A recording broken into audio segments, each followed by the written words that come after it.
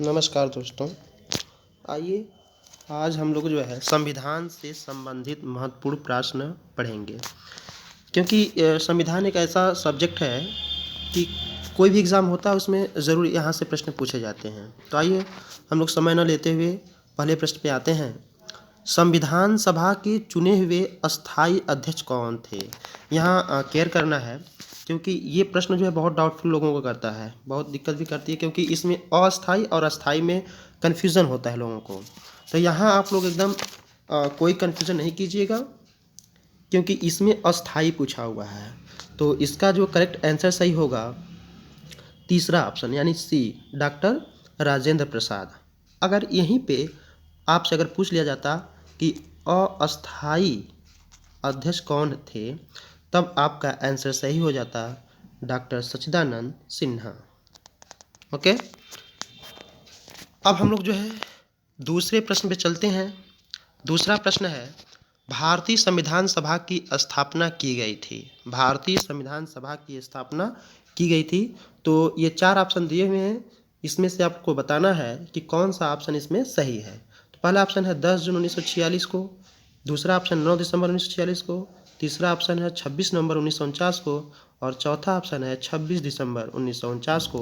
तो इसमें जो है दूसरा ऑप्शन आपका सही है, ये सेकेंड वाला सही है, 9 दिसंबर 1946 को।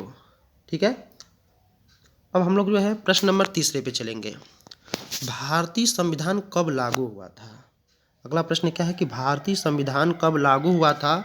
तो इसका जो करेक्ट आंसर सही होगा 26 जनवरी 1950 को। 26 जनवरी 1950 को इस दिन हमारे देश का संविधान लागू हुआ था। अगले प्रश्न पे चलेंगे। संविधान सभा के सम्मुख संविधान की प्रस्तावना का प्रस्ताव किसने रखा? देखिए ये थोड़ा सा क्वेश्चन अलग है, ये ध्यान देना है कि संविधान की प्रस्तावना का प्रस्ताव किसने रखा है। ठीक है, तो ऑप्शन दिया हुआ है जवाहरलाल नेहरू, BR अम्बेडकर, BN राव, महात्मा गांधी। तो इसका जो करेक्ट आंसर सही होगा वो होगा आपका जवाहरलाल नेहरू। ठीक है, अगले प्रश्न में चलते हैं। भारतीय संविधान सभा में कुल कितनी महिलाएं सदस्य थीं?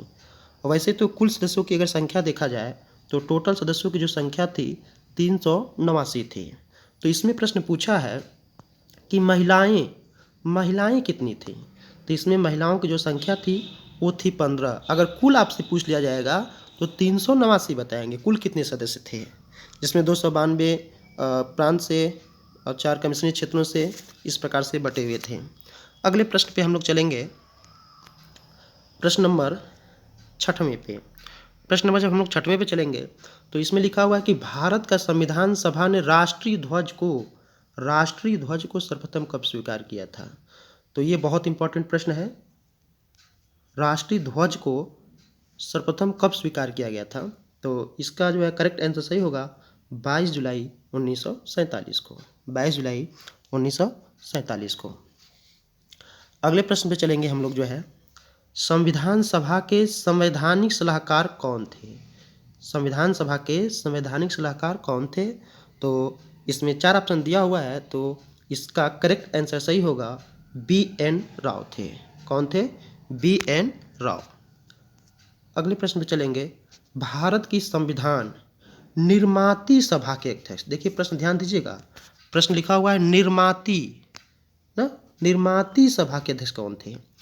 तो जो सभा का निर्माण किया जा रहा था उसके अध्यक्ष पूछा हुआ है, तो ध्यान दीजिएगा।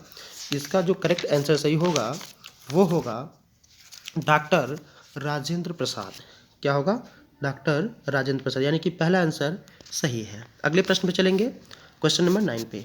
किसने कहा था संविधान सभा कांग्रेस थी? यहाँ पे छोटा सा रहेगा, संविधान सभा कांग्रेस थी, कांग्रेस भारत था। स्टेटमेंट थोड़ा से देखना पड़ता है, क्योंकि कभी कभी अक्सर करके प्रश्न जो में पेपर में ये स्टेटमेंट पूछ दिया जाता है, कथन पूछ दिया जाता है, वहाँ गलती की संभावना ज़्यादा बढ़ जाती है।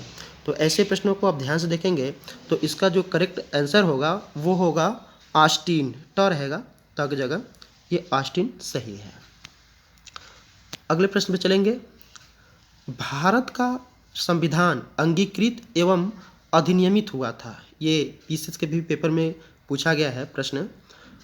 ये जो है अंगीकृत एवं अधिनियमित, अंगीकृत एवं अधिनियमित, ये आप जब संविधान की प्रस्तावना पढ़ेंगे तो उसमें भी वहाँ लिखा हुआ है नीचे।